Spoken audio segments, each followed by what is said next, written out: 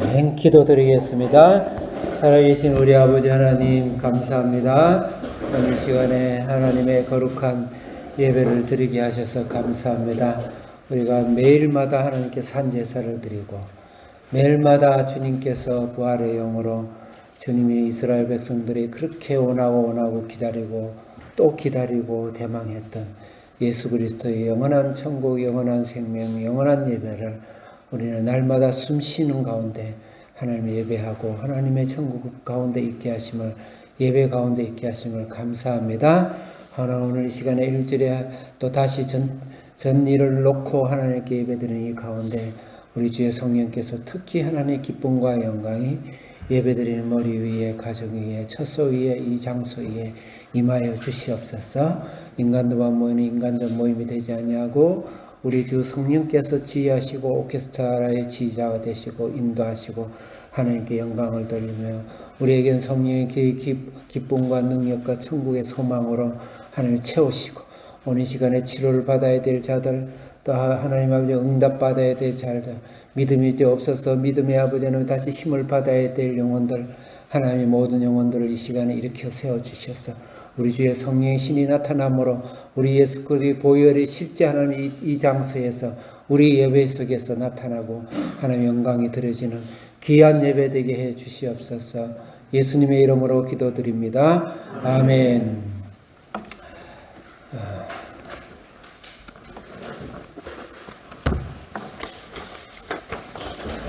자, 제가 우리 주사랑교회 예배 드릴 때마다 저는 어릴 때부터 사실 예배를 드려왔고 어린 초등학교 때부터 예배를 드려왔고 누구보다도 예배가 너무 좋았어. 의무가 아니라 너무 좋아서 철없이 새벽기도도 구역 예배를 어른들 따라다니면서 그렇게 예배의 기쁨과 그걸 맛보면서 살아왔고 또 중학교 다닐 때부터는 이미 초등학생들을 이렇게 성경을 가르치는, 그 당시는 반사라고 그랬습니다. 요즘 주일교사라고 그러는데 반사 일을 중학교 다닐 때부터 사실 했습니다. 그때부터 성경 지식을 쌓고 기도하고 또 어린애들 전도하고 이러면서 또 주일뿐만 아니고 평일에도 만나서 기도해주고 이렇게 하는 삶을 살아왔고 또 대학 다닐 때는 참 말할 것도 없고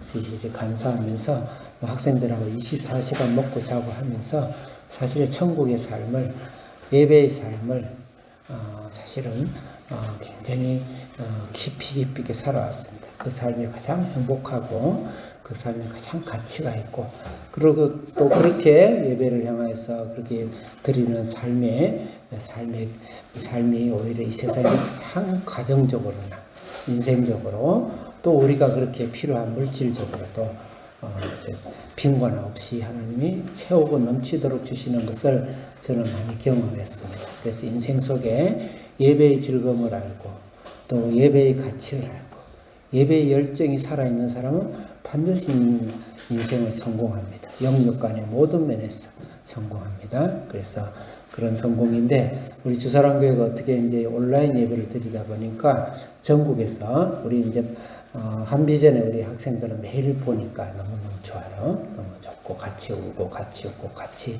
또 자, 문제가 있을 때 같이 문제를 풀고 어쨌든 제 눈 안에 우리 하나님 가슴 안에 같이 있어서 너무 좋은데 일반 우리 성도들은 일주일에 한 번 이렇게 만나려니까 아예 설교하면서 아쉬움이 너무 많은 거예요.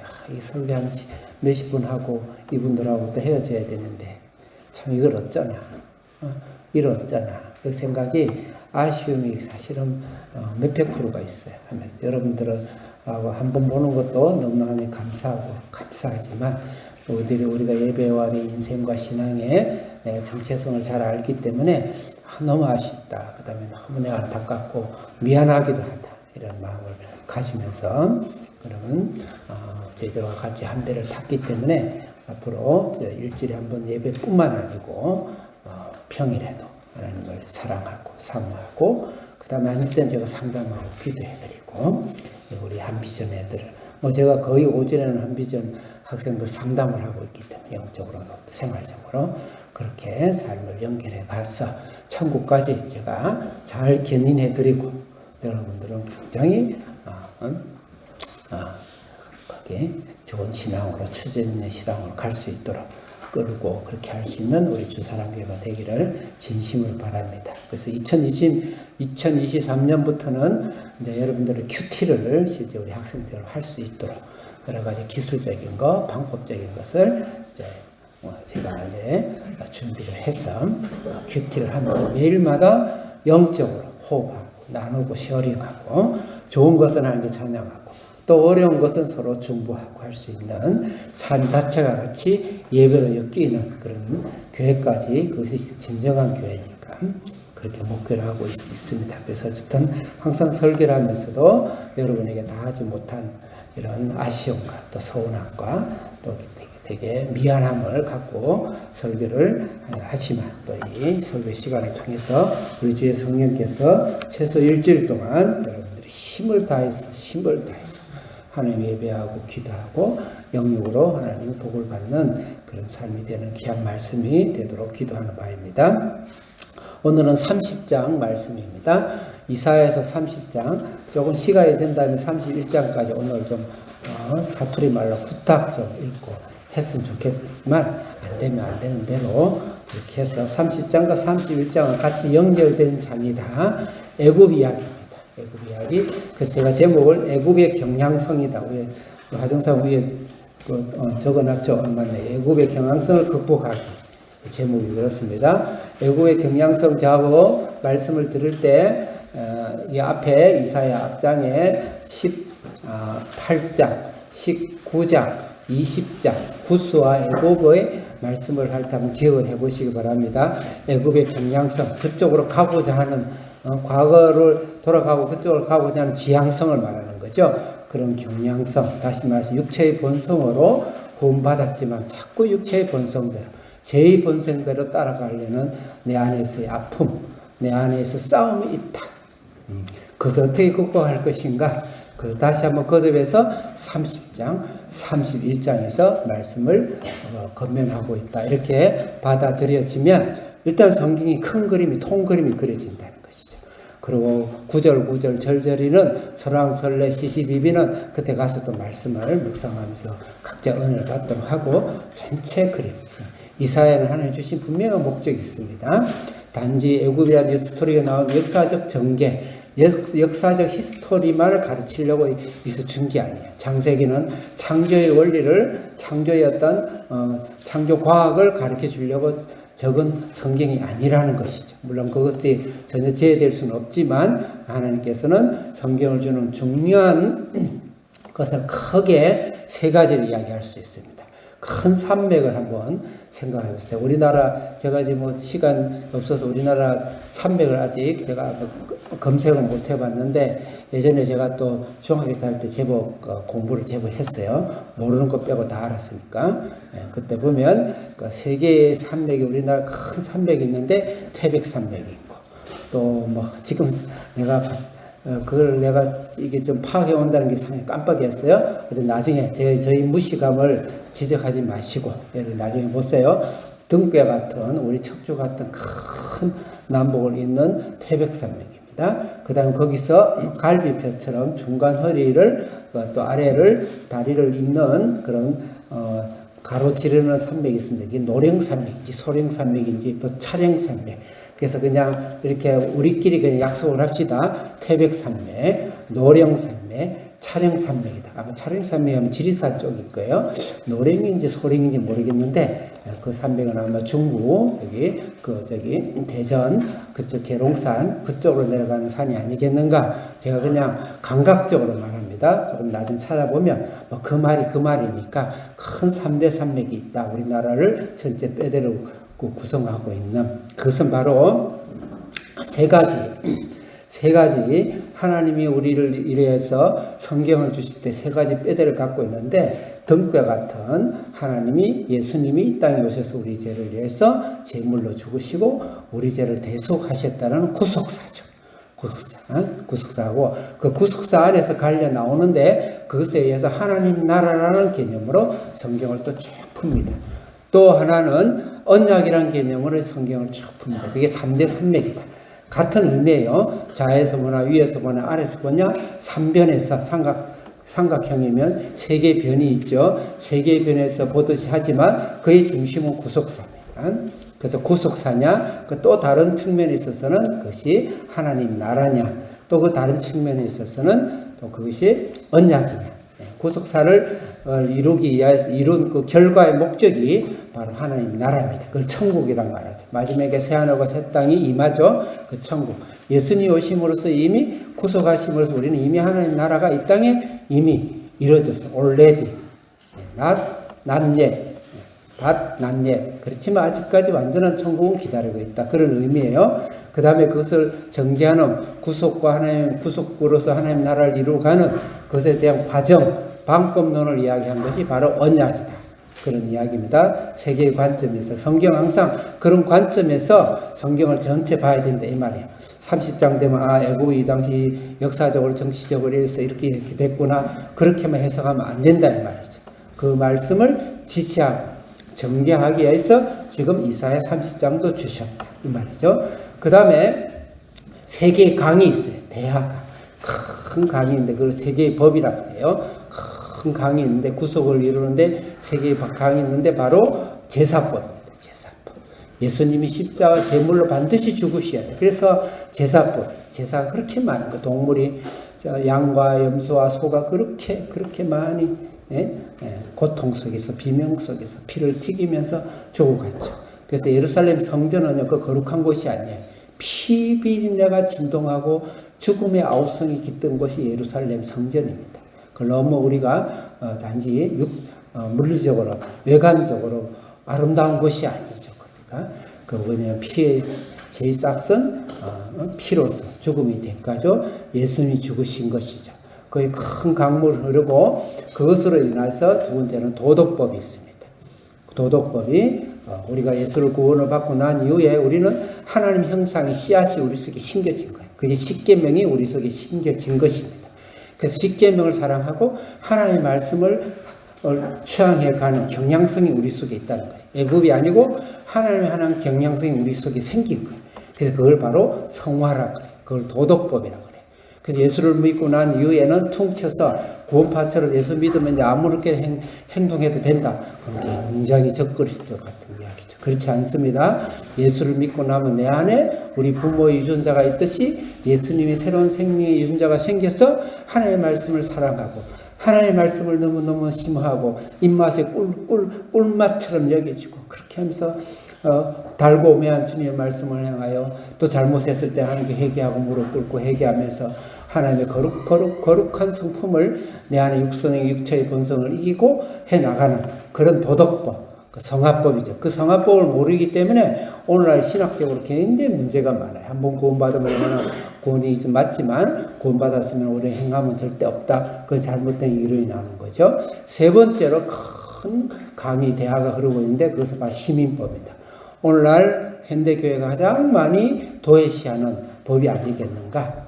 천국 가서 잘 살면 되고 천국 가서 물질이 필요한 것이지 이 땅에는 전혀 물질이 필요 없다. 봐라, 돈을 똥처럼 여기를 하지 않느냐, 배설물로 여기를 하지 않느냐, 이렇게 잘못 문맥을 해석해가지고 물론 배설물로 여겨야 돼요. 이 땅은 다 썩고 제약의 하여튼 결과니까. 그렇지만 이 땅에 살아가는 동안 우리가 하나님 나라에 있어서 필요한 물질과 재물에 있어서는 굉장히 중요하다는 것을 이야기하고 그게 시민법입니다. 교회에서는 시민법에 대한 관심을 사실 가져야 돼. 성경적인 경제관, 성경적인 재물관, 성경적인 직업관, 성경적인 가정관, 그것들을 교육관, 그래서 반드시 안에서 가져야 돼. 그런 것을 전체 아우러서 시민법이다 이럴 수 있습니다. 그런 것이 전체 큰 산맥과 큰 대화가 흐르듯이 성경을 그려봐야 된다. 제가 조금 변명한 것입니다. 그렇지 않으면 제가 이렇게 해석하면 야, 좀 너무 알레고리컬한 거 아니냐, 알레고리 해석이 아니냐 이렇게 생각하는데 성경 그 자체는 세계의 산맥과 세계의 대화에 의해서 큰 강의에 있어서 알레고리컬하게 돼 있는 거예요. 단지 그것을 지나치게 자기 목적적으로 또 자기 너무 인위적으로 그렇게 해서는 안 된다는 거죠. 큰 틀에서. 그래서 그 정도로 조금 어려운 이야기를 했습니다. 그렇지만 제가 목사로서 또 이 설교를 2번 하는지 모르기 때문에 워낙 장이 많으니까 평생에 그래서 제가 말씀을 드린 거고. 자, 그럼 30장은 애굽이라는 것을 왜 주시는가 이사야에 있어서 애굽은 바로 육체를 이야기하고 죄악의 삶을 이야기합니다. 그럼 우리가 구원받고 난 이후에 출애굽한 이후에 홍해는 구원을 받은 거예요. 구원을 받은 이후에 애굽의 본성이 그대로 있어서 광야에서 40일 길에 강한 복지를 갈 수가 있는데 40년간 뺑뺑뺑뺑뺑 도는 것은 바로 육체의 본성을 이기고 훈련하게 하고 불순종함으로 하나님께 훈련시키는 그 훈련의 과정을 모세의 광야라 생각하는 것. 그것의 가장 큰 죄는 바로 애굽의 경향성, 애굽으로 돌아가고자 하는, 애굽의 본성으로 돌아가고자 하는 그 영적 원리죠. 그럼 우리는 지금 애굽이 무엇이냐는 거죠. 나의 애굽은 무엇입니까? 여러분의 애굽은 무엇입니까? 지금 온라인 예배를 드리고 있는 여러분의 애굽은 무엇이죠? 무엇이죠? 이건 장소가 아니죠. 내 속에 있는 육체의 본성. 우리가 구원받기 이전에 타락의 본성이 아직 그대로 살아있어요. 예수를 분명히 믿고 예수님 때문에 기쁘기도 하고 예배도 드리고 때로 성령도 체험하고 그렇게 했는데 그 옛날에 욱하는 것이 그대로 있죠. 그 다음에 아주 탐욕도 그대로 있죠. 그 다음에 아주 절대적인 우주 안에서 자기의 에고, 자기 중심 그대로 있죠. 욕심 그대로 있죠. 그러면서 나는 이제 아파하는 것이죠. 그것이 바로 육체의 본성이다. 성경은 이야기하고 있는 거예요. 그것과의 싸움을 지금 30장, 또 31장에 걸쳐 이야기한다. 그렇게 전제하고, 그 다음에 28장, 28장은 이 애국의 본성이 해결이 안 되면 28장 사두개인적인 세상을 사랑하고 세상을 타락하고 물질을 사랑하고 하는 세상화된 세속화된 그리스도인이 되기도 하고 또 이 애국의 본성을 해결을 하지 못하면 성장하지 못하면 굉장히 외식적으로 종교적으로 탑을 쌓고 멜루관을 쌓고 그렇게 시간이 가면 갈수록 신앙의 연륜이 쌓이면 쌓일수록 신앙이 대대로 가면 갈수록 바리새적인 그런 신앙으로 가는 것이다. 그 근본 원인이 바로 30장과 31장에 있다. 이 부분, 이 애굽의 경향성을 우리는 반드시 하나님께서 깨야 된다. 굉장히 전쟁 용어입니다. 전쟁 용어. 그래서 여기 전쟁 이야기가 나와요. 전쟁 용어에 나와의 싸움은 전쟁이지 내가 살살 해서 그냥 살살 눈 감아주고 피하고 이렇게 한다고 되는 게 아니라 치열한 싸움입니다. 그래서 오라 나는 공고한 사람이로다. 이 사망의 몸에서 누가 나를 건져내라. 완전 패배에 빠져가지고 땅바닥에서 KO 낙다운이 될 직전에 있는 사도 바울. 근데 그 사도 바울은 그 로마서 7장에 그 오라 공고한 사람이로다. 이 사망의 몸에서 누가 나를 건져내라. 나는 마음으로는 하나님의 선을 원하기 원하는데 내 육체의 소욕이 나의 죄의 법이 나를 죄의 법으로 사로잡아 가는도다. 나는 주님에서 거룩함을 본받고 따라가려고 그러는데 내 육체의 본성이 나를 죄의 가운데로 끌고 간다. 누가 나를 구원할 수가 있느냐 하면서 한탄하면서 마음 아파하는 것이죠. 물론 방법이 모르는 건 아니겠지만 그게 사도 바울의 고백이에요.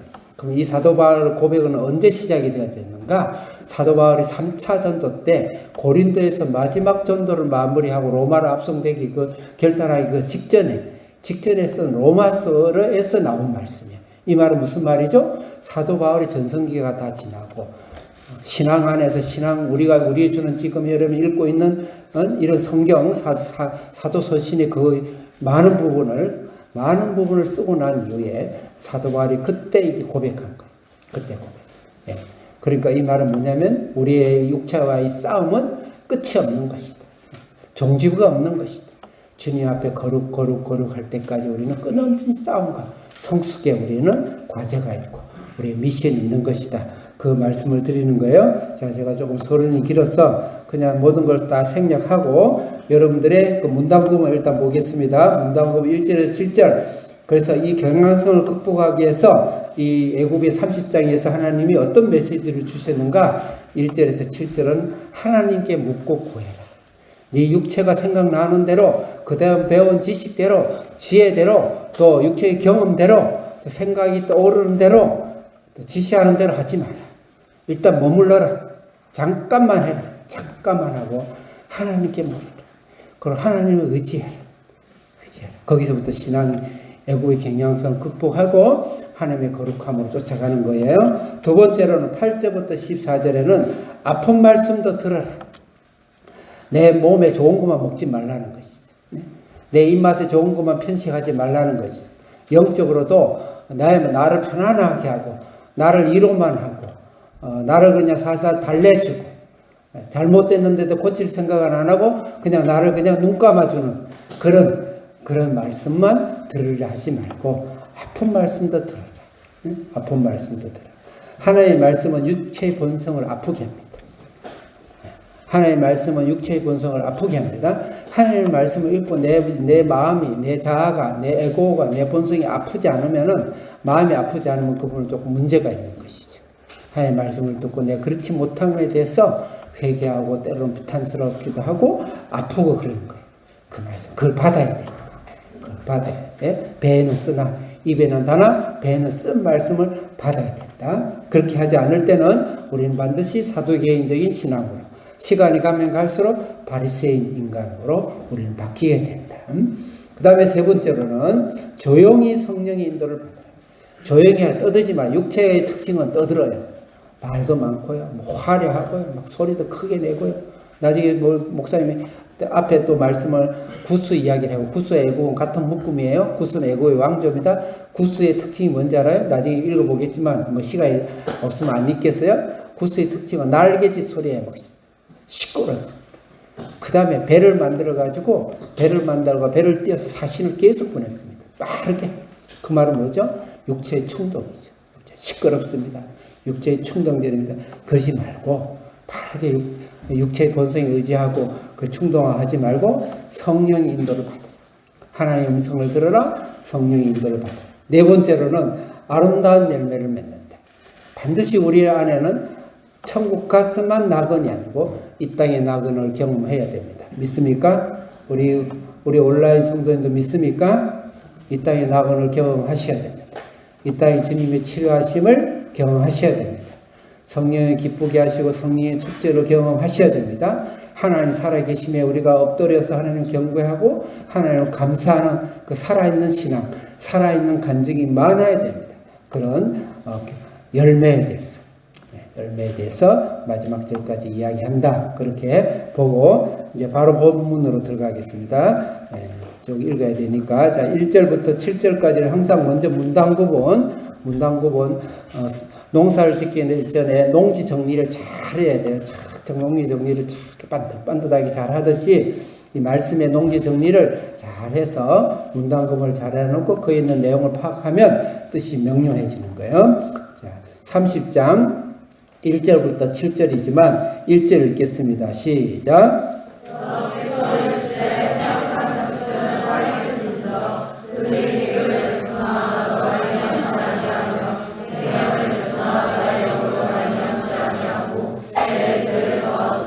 자, 여기 30장은 애굽을 따라가는 유다, 구원받은 백성이 나의 육체의 본성을 따라가는 자에게 하신 말씀이에요. 여기서 그러면 이 애굽을 따라가는 유다의 잘못은 무엇일까? 30장 1절에서 한번 1, 2절에 찾아보라는 것이죠. 어떤 잘못이 있습니까?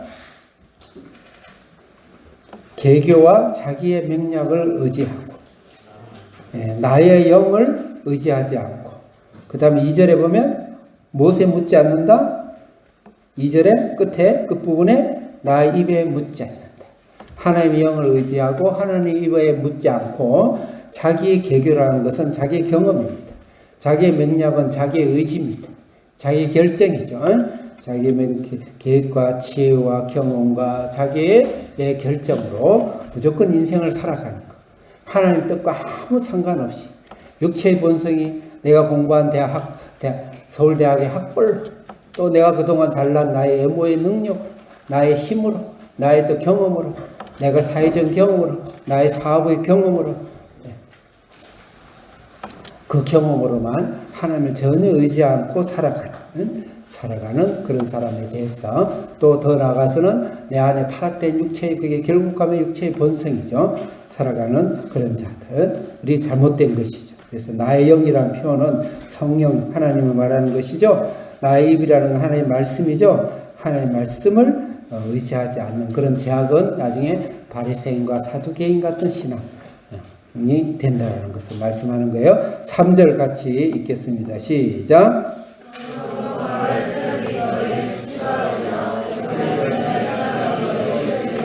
4절 시작. 고관 소안과 하네스는 애굽의 중요 도시를 말합니다. 믿을 만한 도시겠죠. 5절 읽겠습니다. 시작.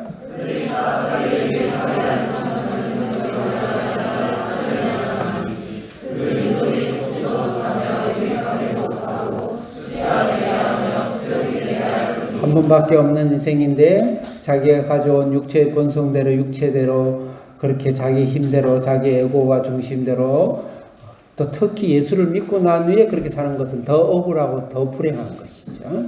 똑같이 하나님을 의지하고 하나님의 능력과 하나님이 내 안에서 행하도록 기회를 주지 않고 내가 내 힘으로만 살아가게 된다면 결국은 마지막 때는 그 수치가 수욕이 될 것이다. 그 말씀이죠. 전혀 열매가 없죠. 네. 그 다음 이제 6절 읽겠습니다. 시작.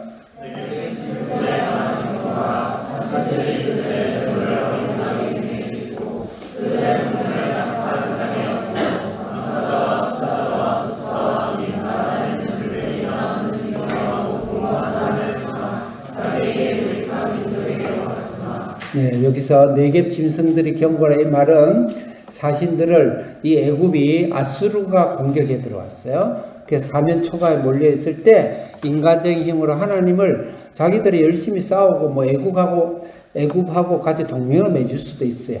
근데 하나님께 묻지 않고 하나님 능력과 하나님이 살아계심을 믿지 않고 순수 자기 힘으로만 자기 옛날의 육체의 본성대로 자기 갖고 있는 경험대로 그 하나님 없이 자기가 인생의 주인이 되어서 자기 일을 처리하는 것이죠. 그것을 뭘 하는 것이죠? 근데 이 네겝 짐승들에 관한 경고라는 건 이 네겝 광야를 낙타에다 보물을 심고 암사자, 수사, 독사들이 엄청나게 날아다니고 불뱀이 날아다니고 그것을 건너서 애굽에게 뇌물을 가지고 가는 거예요. 뇌물.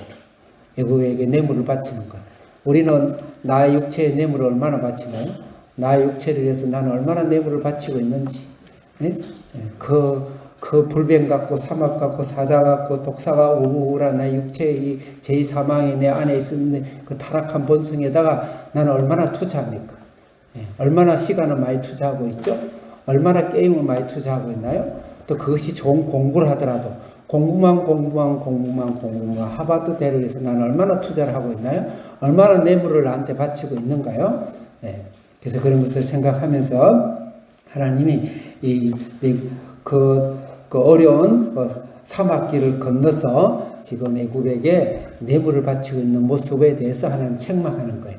그럼 왜 이리 갔냐면 위에 좋은 길을 이미 아수르가 다 차지해가지고 뒷길로 비밀의 길을 뚫고 있어. 그쪽으로 굉장히 위험이 감수되지만 그리 가는 모습을 이야기하고 있습니다. 7절 읽겠습니다. 시작.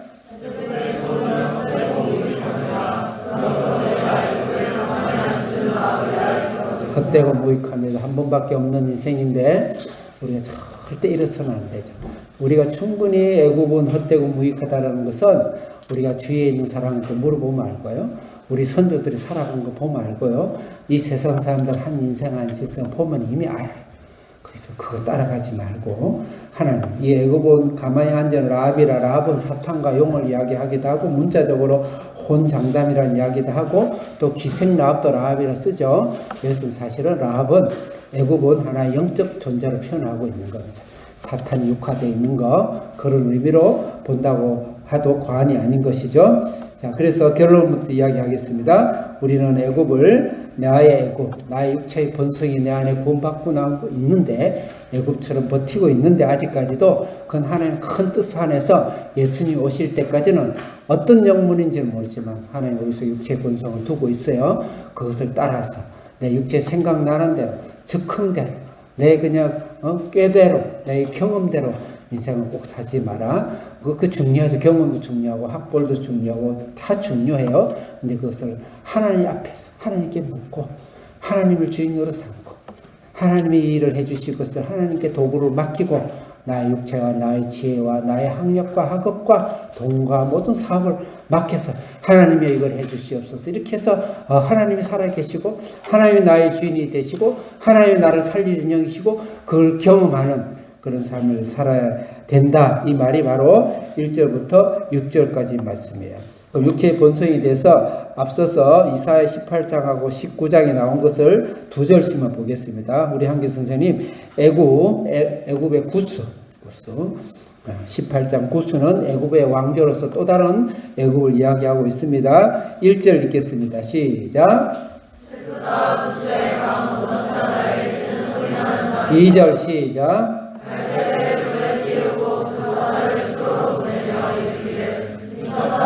자, 거기까지만 구스는 날개 치면서 육체를 충동해요. 소리를 띄우고 갈대배를 띄우고 인위적인 방법으로 내 경험으로 해서 방법을 좋은 전략을 짜서 인생을 경영하는 방법은 반드시 실패합니다. 육체를 충동하는 것이죠. 육체의 노력이 필요 없다는 게 아니에요. 뭐 내가 이것은 신학적이지 않지만 50대 50입니다. 나의 노력도 필요해요. 나의 공부도 필요하고 연마가 필요해요. 그렇지만 절대적인 통전적으로 하나님 지배 안에서 하나님께 묻고 하나님께 응답받고 하나님의 능력을 구하고 그런 우리가 삶을 살아야 된다. 그 다음에 이제 이사야서 19장 11절 읽겠습니다. 시작.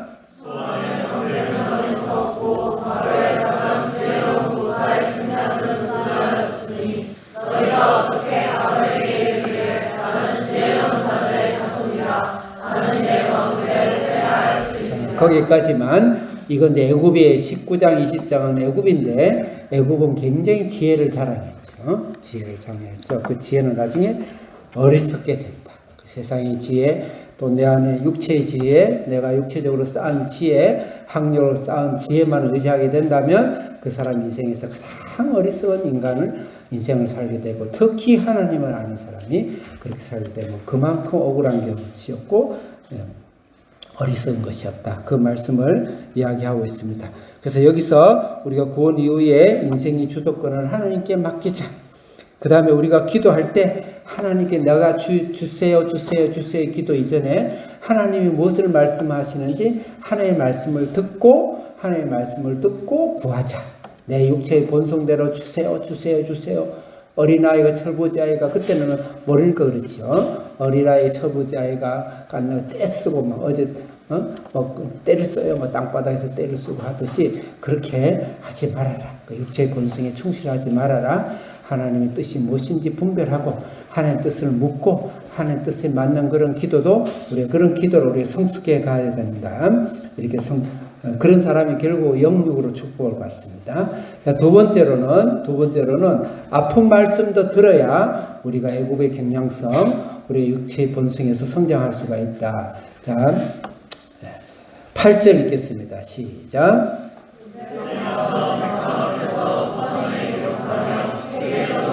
9절 시작.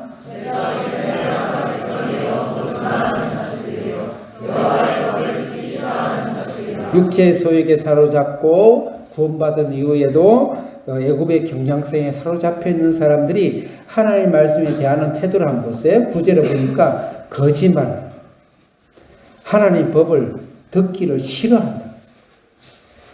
내 마음속에 내 신앙 속에 하나님의 말씀이 막 싫은 분이 계십니까? 난 좋은 것도 아니고 싫은 것도 아니다는 분이 계십니까? 어쨌든 오늘 말씀을 잘 들으셔야 돼요. 10절 읽겠습니다. 시작.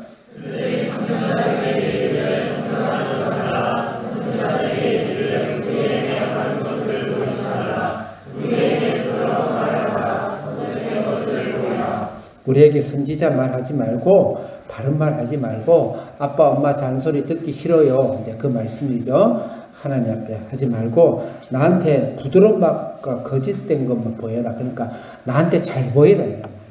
나한테 잘 보이는 말만 하고 나한테 잘 보이는 행동을 해라. 이 말이 하나님께. 우리가 하나님 자녀니까 하나님께 요구할 수도 있겠죠. 결과가 안 좋겠지만 그런 것이죠. 여러분 자녀를 키울 때 진짜 엄마가 사랑한다 그러면 엄마 아빠가 자녀를 사랑한다 그러면 좋은 것은 주되 아닐 때는 듣기 싫은 일들이나 말을 할 수밖에 없어요. 그게 너무 힘들면 이제 한비전에 보내면 돼요. 그리고 한비전 학생 엄마 아빠 감당이 안 돼가지고 그렇진 않아요. 그렇지 않은데 한비전 바깥에 있는 학생이 그렇겠지. 감당이 안 돼요. 감당 안 되는 여러분 여기 오니까 너무 잘하는 거예요.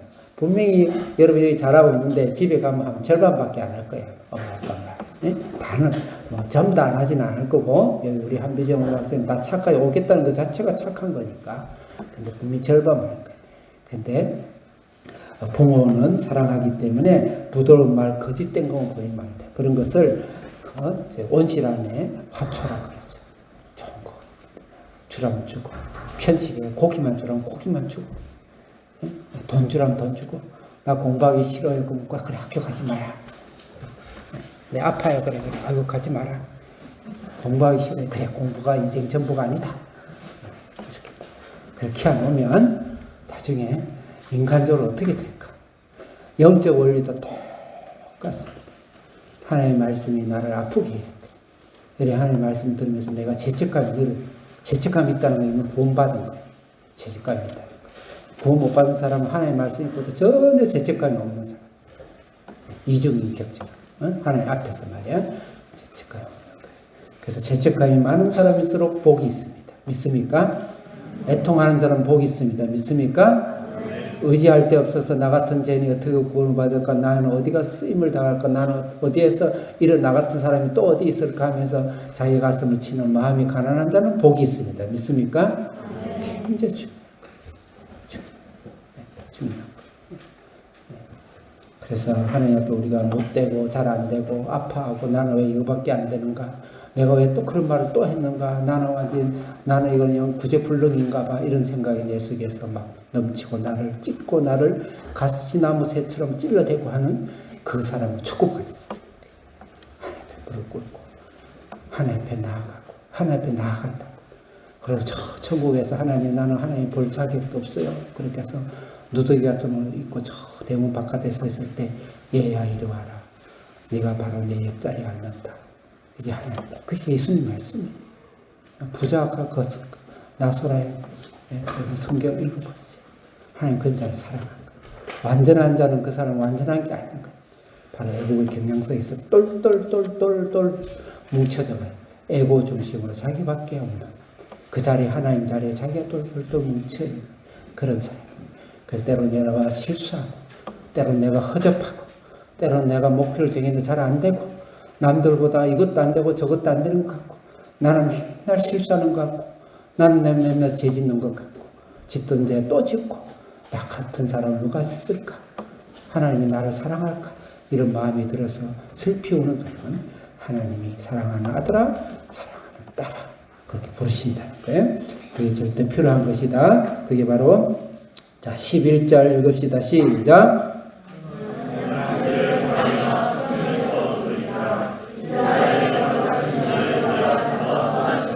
바른 길을 버리게 하라. 그러니까 안 가겠다는 것이 첩경이라는 것은 지름길이 아니고 훌륭한 게 성공의 길입니다. 우리 앞에서 떠나게 하라. 12절 시작.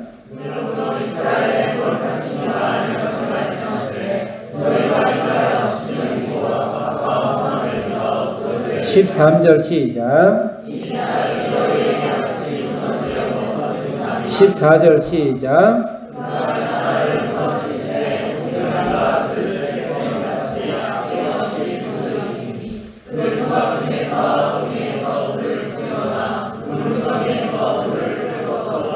13절, 14절은 재밌는 표현인데, 그렇게 의미를 많이 부여할 필요는 없지만, 담이 이렇게 옛날에는 흙담이었어요. 무너질 때는 반드시 중간에 불쑥 튀어나와가지고, 그것은 무너져요. 저도 어릴 때 흙담 있는 동네에서 살았거든요. 그걸 그 당시 표현한 거. 그 이스라엘 문화와 우리나라 문화가 굉장히 유사한 게 많아요. 그 다음 14절에 완전 산상조각이 깨져가지고 아궁이에 불을 붙인다. 물웅덩이 물을 뜰 것 없다. 이 말은 어릴 때 여러분 잘 모르게 어릴 때 촌에서 가면은 항아리가 도자기 굽는 게 굉장히 귀했어요. 옛날 그러게는. 그래서 항아리가 깨지면 저도 옛날에 놀다가 돌멩이를 던졌는데 우리 지금도 비밀인데 이제 모르고 이제 하늘 나가서 다행인데 우리 할머니 큰 저기 뭐냐, 1년 내내 먹어야 될 간장 항아리를, 여러분 그 안에 한 10명은 들어갈 거야. 그런 항아리를 여러분 키만 해. 우리 그때 내 어릴 때 키만 했으니까. 그걸 돌멩이 던졌는데 재수없이 왕창 깨진 거예요. 그래서 내가 도망을 갔어요. 도망을 가가지고 집에 안 온 것처럼 해가지고 애가집에. 그래가지고 한 며칠 뒤에 갔더니 난리가 난 거예요. 났는데 깨트린 적이 있는데, 그렇게 항아리가 깨지면 그 조각 가지고 거기 저 조각을 재활용해요. 재활용하는데 이 말이 그걸 가지고 짐승들 개나 이렇게 물 주는 물통이라든지 밥통이라든지 밥그릇이라든지 이런 걸 써요. 그럴 것도 없이, 그렇게도 쓸 수 없이 산상조각으로 너 인생이 부서진다 이 말이에요. 그래서 우리가 인생에 있어서 제약으로 부서트림을 당합니다. 하나님을 떠나게 되면 이건 겁이 아니고 인생의 가장 통계학적 사실이에요. 통계학적 사실. 그 통계학을 번복할 수 있는 인생이 있으면 오라세요. 여러분 따라가도 돼. 그런 데가 있습니다. 없으면 통계학적 사실이에요. 그 다음에 이제 15절부터는 이제 조용히, 그러면 어떻게 해야 되냐? 이제 조금 긍정적으로, 적극적으로 성령 인도를 적극적으로 구하고 따르라. 그런 의미로 받아들이면 좋겠어요. 우리 아까 여기 마태복음 7장, 마태복음의 요한복음 15장은 말씀을 순종해서 반석의 집을 지어라. 말씀을 순종해라. 나무 가지에 포도나무에 잘 붙어 있으라. 그 말씀입니다. 시간상 안 읽겠습니다. 자, 그 성령을 스승으로 모시는 15절 읽겠습니다. 시작.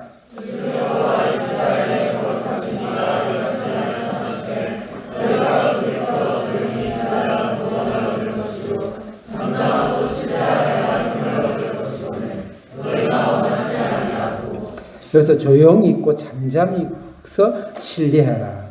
여기서 아무것도 육체의 일을 하지 말라 이런 마이너스적인 요인이 아니고 긍정적인 요인으로 하나님의 능력을 입히고, 공부할 때 우리가 가만 안 하고 애우지도 가만히 있으면 안 되죠. 잠잠히 있으면 안 되죠. 일단 하나님 공부를 하되 하나님 능력과 힘을 의지하고 체험하면서 경험하면서 그 공부를 해야 된다. 하나님 살아계심을 조용히 잠잠히 성령의 도움을 구하라. 또 특히 예배 드릴 때, 오늘같이 예배 드릴 때, 제 김단희 목사가 설교할 때 인간의 입으로만 하지 말고 우리 주의 성령께서, 우리가 말은 제대로 잘 안 나오더라도 우리 주의 성령께서 마음을 터치하시고 마음을 흐르시고 그 영혼을 터치하시고 영혼을 덮어 씌우시고 때로는 치료하시고 회복하시고 일으키시고 눈을 뜨게 하시고 귀가 열리게 하시고 그렇게 하시는 하나님을 의지하는 것. 모든 백사만사의 16절 읽읍시다. 시작.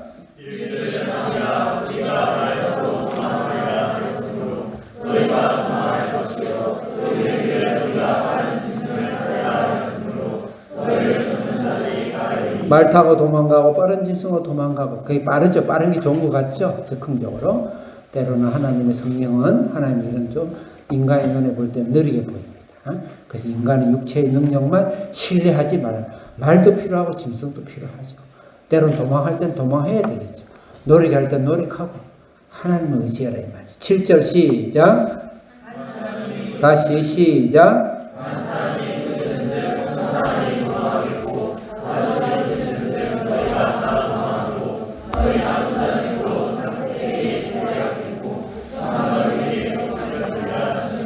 남는 자가 하나도 없다. 이 말에 다 망한다. 이런 의미입니다. 18절 읽겠습니다. 시작.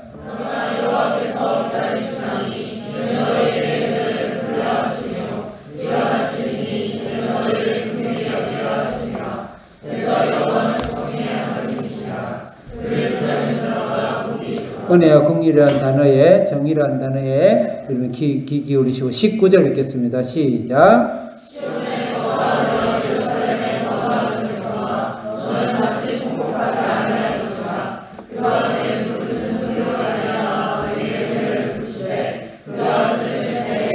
자, 20절, 21절이 중요합니다. 20절 크게 시작.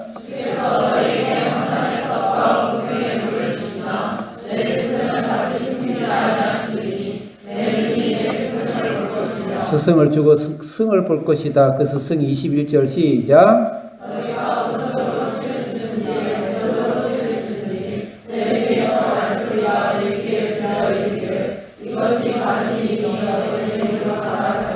다음에서 이 스승은 어느 것인가? 1번 율법, 2번 선지자, 3번 성령. 몇 번? 네, 성령. 네, 성령으로 보는 것이 대부분 학자들이 같은 동일한 견해고, 저도 앞에 영영 하나님 영을 듣지 않는다는 말씀을 봐서 성령이시죠. 그 성령이 우리 스승이 돼요. 율법은 몽학 선생이라고 그랬지 스승이라 한 적이 없어요. 성령이시죠. 부활의 예수 그리스도의 영 성령께서 우리를 이끄시기 때문에 그분이 우리에게 은혜를 주실 것이다. 그분에 집중해라. 그 다음에 22절 읽읍시다. 시작.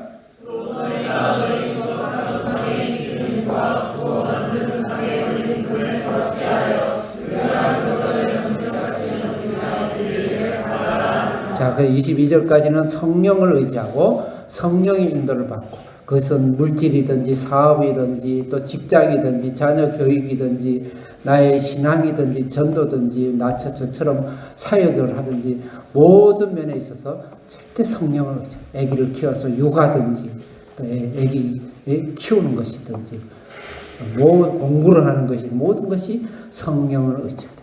성령을 의지하라. 성령을 의지하라. 그 말씀이에요. 그 사도 바울이 인생에서 중요한 삶의 철학에 있어서 성령이 돼서 로마서 7장 18절 우리 한교 선생 찾아주세요. 이거 읽고 오늘 말씀을 마치도록 하겠어요. 로마서 7장 18절에서 25절 우리 안에는 성령의 이 능력과 소욕과 그다음 아까 애굽의 본성, 애굽의 경향성, 육체의 소욕과의 두 개가 우리는 안에서 아직까지도 전쟁 가운데 있고 싸움의 가운데 있고 우리는 육체 소욕을 이기고 우리는 벗어나서 하나님의 거룩한 성령이 나를 통제하심을 이라는 열매로 우리 인생을 반드시 사는 것만이 우리에게 크리스찬의 우리 신앙의 우리 가장 중요한 목적이 된다. 사도 바울의 고백입니다. 18절 읽겠어요. 크게 시작. 내 속속에 의심에 선한 것이 거하지 아니하는 줄을 아노니 원하는 내게 있으나 선행하는 것은 없노라. 사도 바울이 예수를 믿은 지 23년 정도 뒤인데 어마어마한 거인이 그 나이에 그 신앙에 내 육신에 선한 것이 없다. 내가 선을 원하긴 한데 선하는 것이 내 속에 없다고 해서 19절 시작. 내가 원하는 바 선행하지 아니하고 도리어 원하지 아니하는 그 나이에 그 영역에 도리어 악을 행하는도다. 20절 시작. 만일 내가 원하지 아니하는 그것을 하면 이를 행하는 자는 내가 아니요 내 속에 거하는 우리의 원죄는 다 해결됐지만 자범죄가 아직까지 하나님의 크신 뜻에 있었어. 나의 거룩함과 나의 십자가를 위해서 내 속에 남겨줬다. 그것이 바로 육체의 본성이다. 육체의 경향성이다. 지금 우리는 그 30장, 31장을 사도 바울의 고백에서 보고 있는 겁니다. 21절 시작. 그러므로 내가 너를 깨달았노니 곧 선을 행하기 원하는 나에게 악이 함께 있는 것이로다. 나는 아무 악도 없고 나는 이제 다 그냥 섭렵하고 천국에 가 있고 나는 그냥 다 성화된 사람이다. 절대 그건 아니죠. 자, 그 다음에 다 읽었나요? 예, 사도 바울의 고백이요. 그러면 성경에서 다시 사도 바울이 고린도전서 그 전에 쓴 말씀인데 2장 13절부터 3장 3절에 자기가 이를 경험한 이런 것을 세 가지의 사람으로 표현하고 있습니다. 자, 한계 선생님. 고린도전서. 이것만 읽고 마칠 거예요. 13, 세 종류의 사람이 어떤 사람인지 여러분이 찾으면서 읽어주세요. 13절 시작.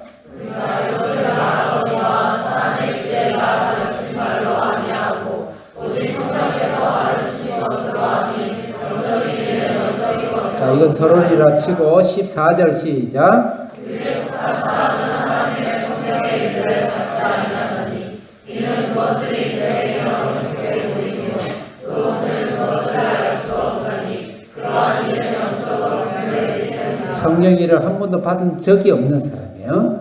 이 사람은 육에 속한 사람이다. 첫 번째 이거는 내추럴맨입니다. 한 번도 예수를 영접해 보지 않는 사람을 이건 육 자체예요. 제약 자체, 심판 자체, 죽음 자체. 자, 그 다음에 두 번째 사람이 있어요. 15절 시작.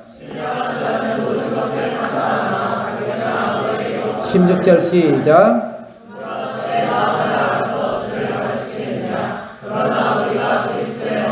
그리스도의 마음, 이걸 신령한 자라 그랬어요. 이것은 다른 말로 성령에 지배받는 사람, 성령 충만한 삶. 오늘 20절, 21절에 나의 성령이 나의 스승이 되어지는 삶.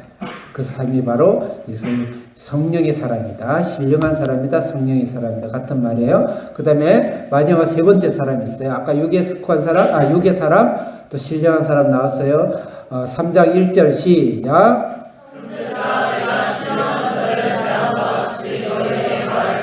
자, 그것까지 신령한 자처럼 대해야 되는데 비슷한데 다르다 이 말이에요. 육신의 시작. 육신에 속한 자, 곧 그리스도 안에서 어린아이를 대한 것 같이 예수를 믿어서 문의는 비슷한데 어린아이 같은 거. 어린아이 투정하고 자기 육체대로 본성대로 말하고 행동하고 땡깡 부리고 하는 거 있죠. 그 우리가 하나님 앞에 땡깡 부리는 그런 신앙은 바로 애국의 본성의 경향성에 있는 자다. 안에 탁 자아를 한번 탁 건들기만 하면은 만사가 모든 자기 앞에서 다 깨져버리는 그런 우리가 인간이 참 무섭죠. 나도 그래요. 나도 막 세상 만사 아무리 좋지만 나를 건들면 눈 안에 보이는 게 없죠. 그 바로 내 안에 이 육에 속한 그리스도인 것입니다. 2절 시작.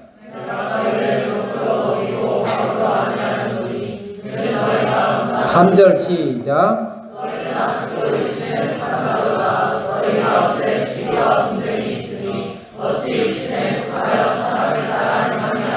아멘, 아멘. 오늘 여기까지 말씀하고 다음 주에 23절 이하 그것의 성령의 열매 결과 밭에도 소도 먹을 것이 가득하고 시냇물이 흐르고 햇빛이 달빛이 되고 햇빛이 7배가 찬란히 빛나는 우리 영광의 삶, 천국의 삶뿐만 아니라 이 땅의 삶이 우리 속에서 해가 7배로 빛나는 그런 삶을 우리는 하나님께 감사하고 그것을 위해서 담대하게 육체의 본성을 죽이고 육체의 본성을 하나님께 맡김으로써 성령이 다스림으로써 성령의 놀란 열매를 우리가 맺게 되면 우리의 삶을 통해서 우리 실력을 영적 실력을 통해서 이 세상 사람은 다 죽기를 돌아옵니다. 우리가 우리의 삶의 이 아름다운 해같이 빛나는 이 삶을 보면서 안 돌아올 사람이 없는 거예요. 우리가 성령의 사람이 아니니까 건빵하고 맞는 그리스도니 너나 내나 똑같네. 한국 교회가 이렇게 많은데도 위에서 비행기 내렸다고 좀 십자가밖에 없는 한국인데도 너를 믿는 너나 안 믿는 우리 일본이나 똑같네. 그것을 지금 성령께서 피를 토하면서 혀를 깨물면서 나에게 하는 말씀입니다. 여러분 반드시 예수 그리스도 성령의 능력으로 성령이 살아계신가 해가 7배가 빛을 발하는 그런 영광스러운 여러분 가정과 사업과 인생과 자녀와 한변복도 없는 인생 속에서 주님이 나타내실 것을 믿고 담대한 삶을 사시기를 축원합니다. 이 시간에 주여 주여 세 번 외치고 성령의 사람이 되게 하옵소서. 성령의 사람이 되게 하옵소서 기도를 하시고 여러분 자녀를 위해서 또 우리 학생들은 부모를 위해서 더 나아가서 이 나라의 교회를 위하여서 이 나라에서 전 세계 만국의 하나님 나라를 위하여서 하나님의 해가 빛나는 달이 해처럼 빛나고 해가 7배의 빛을 발하여서 이 세상을 다 정복하고 하나님의 살아계신 그 영광을 드러내는 그런 말로만 아니라 우리의 삶과 열매와 결과를 드러내는 전 세계를 하나님의 새하늘과 새 땅을 만들어가는 그런 저희들 되게 해 주옵소서. 이 시간에 만져주시고 터치하시고 고쳐주시고 능력을 주시고 세움을 주시고 하늘의 능력을 더하시고 하늘을 열어 주옵소서. 주여 주여 세 번의 기도하겠습니다. 주여 주여 주여 오 살아계신 하나님 아버지 감사합니다. 우리 시간에 주님께서 여기에 하나님 아버지 육체의 본성을 따라서 여호와께 붙잡고 자기의 지혜와 지식 자기의 능력과 자기의 아버지는 타락한 자기 욕심을 아버지 우상으로 섬기며 살아가는 아버지 그리스도인들을 향하여 올라 우리 교회를 향하여 인류 역사 속에서 하나님 우리 믿는 성도를 향하여 하나님 오늘 시간을 주신 말씀을 저희들이 듣게 하여 주옵시고 우리 주사랑교회 성도들이 영혼을 아버지의 골수를 찔러 쪼개고 마음의 할례를 해마사 하나님의 말씀을 알아듣고 아버지 이 땅에서 한 번밖에 없는 인생을 나의 힘으로 실패와 저주와 실망에 이르는 것이 아니라 하나님이 살아계셔서 하나님이 나를 해처럼 밝게 하시고 해를 7배로 아버지 하나님의 빛나게 하시는 하나님의 영광을 이 땅에 드러내서 수없는 영혼들 우리 삶을 통하여서 저 사람의 삶을 통하여서 저 가정을 통해서 저 자녀를 통하여서 하나님께 돌아오는 불신자가 쏟는 영혼들이 하나님께 회개하며 주님께로 돌아오는 하나님 역사가 우리 가족 속에서 우리의 한비전 속에서 저 사람 속에서 이 민족 속에서 이 세계 속에서 나타나고 역사하는 하나님 나라가 되도록 주님 축복하시고 역사하여 주시옵소서. 살아계신 하나님 아버지, 오늘 이 시간에 주님께 감사하고 갑니다. 하나님 오늘 하나님의 아버지 이사야 30장을 통하여서 하나님이 주님 이미 구원을 받았지만 이미 타락하고 패배하고 아버지는 모든 것이 실패해버리고 허무해버린 아버지 그 육체의 그 본성과 욕심과 그 속성과 제약과 인격과 방법과 경험을 지혜를 살려서 공부도 하고 사업도 하고 자녀도 키우는 이런 어리석은 삶에서 우리가 떠났어. 하나님의 성령이 나를 새롭게 입히고 성령의 옷으로 다시 입혀주고 성령으로 치료해 주시고 성령으로 새살이 돋게 하시고 성령으로 뼈가 다시 맞춰지고 성령으로 아버지 내 가정의 가문이 다시 만들어지고 성령으로 내 자녀들이 다시 세움을 받고 성령으로 내 사업터가 직장터와 나의 가정터가 나의 인생이 다시 세워져서 아버지 이 거룩하고 천국 같은 열매를 통하여서 하나님 이 세상에 죽어가는 영혼들 주께 돌아오고 다이 아버지 해처럼 해가 7배의 빛을 발하면서 그 영광이 빛에 솟는 이 세상의 영혼들 하나님의 무릎을 꿇을 수 있는 그런 우리 주사랑교회 성도들이 다 되게 하여 주시옵소서. 우리 한비지는 자녀들이 다 되게 해 주시옵소서. 이 나라의 교회가 되게 해 주옵소서. 만국의 하나님의 백성들이 일어나게 하여 주시옵소서. 오늘도 주님 우리 가운데 역사하시고 오늘 주의 성령께서 두루 운행하여 주시옵소서. 예수님의 이름으로 기도합나이다. 아멘.